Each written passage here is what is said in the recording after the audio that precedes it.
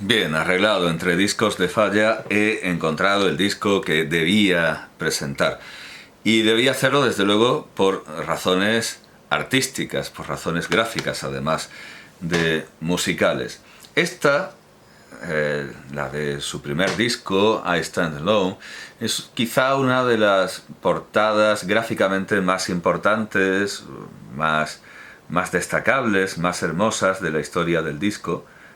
Desde luego pensamos en la de Robert Crumb para Janis Joplin.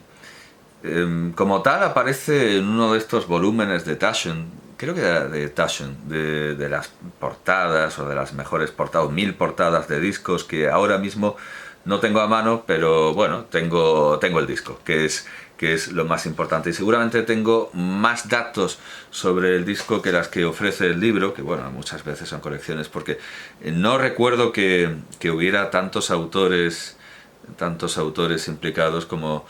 no recuerdo que se dieran tantos nombres de autores como lo hace la página Disco GS. Antes lo he dicho al revés, Discos.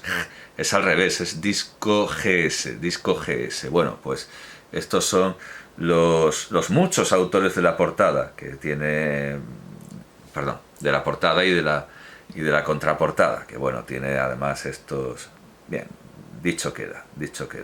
Y que el dibujo es de Bill Sharmach o Harmach o como sea. Yo solo había podido reconocer una T en la firma, pero hay también una TZ. Bien, este disco es importante desde el punto de vista gráfico. Por cierto, ¿dónde estaba la canción de Ray Charles? Y no solo de Ray Charles, sino, bueno, en el tercer corte, no, en el cuarto corte de este disco, que además sirve de portada al todo. En Easy Does It tenemos, bueno, simplemente tengo que buscar, pues eso, Easy Does It de Cooper.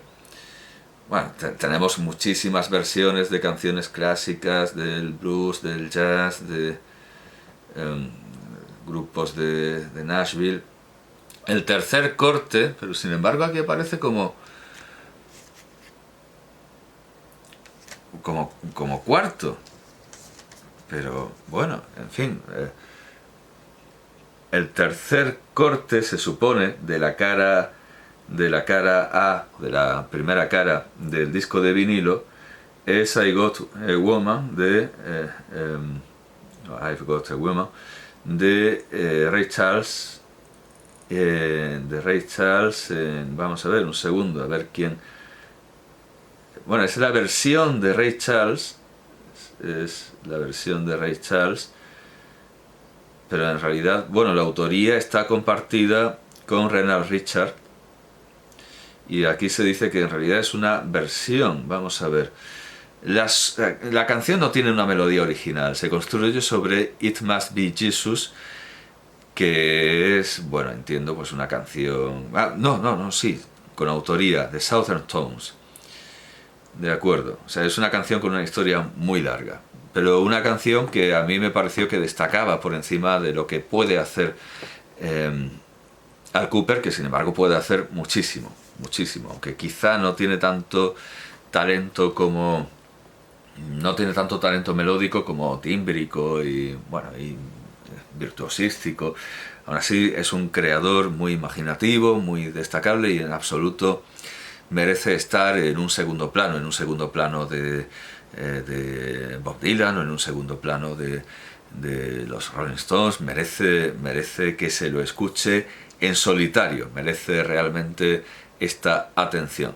Bien, pues al igual que este disco es importante desde el punto de vista gráfico, también lo es, y mucho, porque la portada, este retrato, bueno, inusual, es ni más ni menos que, y ahora lo vamos a ver en fotografía, una colaboración. No recordaba que el libreto fuera tan mapa de carreteras, tan extenso. Es una colaboración con el que sin duda es el mayor pintor del siglo XX en Estados Unidos y ante el que Warhol pues es, bueno, es una figura inferior al Dr. Seuss. Sí, es una colaboración y aquí los vemos muy amigablemente de la mano con Norman Rockwell, que sin embargo no aparece citado. Ah, no, sí, desde el principio, no, es que esto es como un mapa de carreteras. Bueno, pues aquí los tenemos. A los protagonistas de este disco hicieron otro, pero no con portada de Norman Rockwell. Aquí los tenemos muy amigablemente departiendo con Norman Rockwell. No sé si fue antes o después de esta publicación, que a David Bowie, bueno, eso ya se ha comentado al tratar de Bowie, David Bowie también quiso tener un disco con una portada de Norman Rockwell, pero la mujer de Rockwell se espantó diciéndole que no, hombre, su marido necesitaba por lo menos 6 meses para pintarle un retrato, que era mucho más de lo que Bowie había previsto.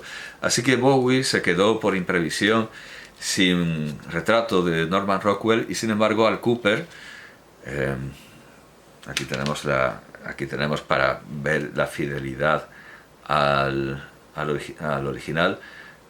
Al Kooper, en una de sus 2 colaboraciones, en una de estas 2 super sesiones, sí que se hizo con el retrato de, ya lo digo, el mejor pintor del siglo XX, cuya popularidad no debe ser un detrimento o un obstáculo. No, desde luego Norman Rockwell era el genio que el pueblo creía que era, en tanto que otros deliquios e invenciones de los críticos, bueno, seguramente acabarán en el vertedero de la historia.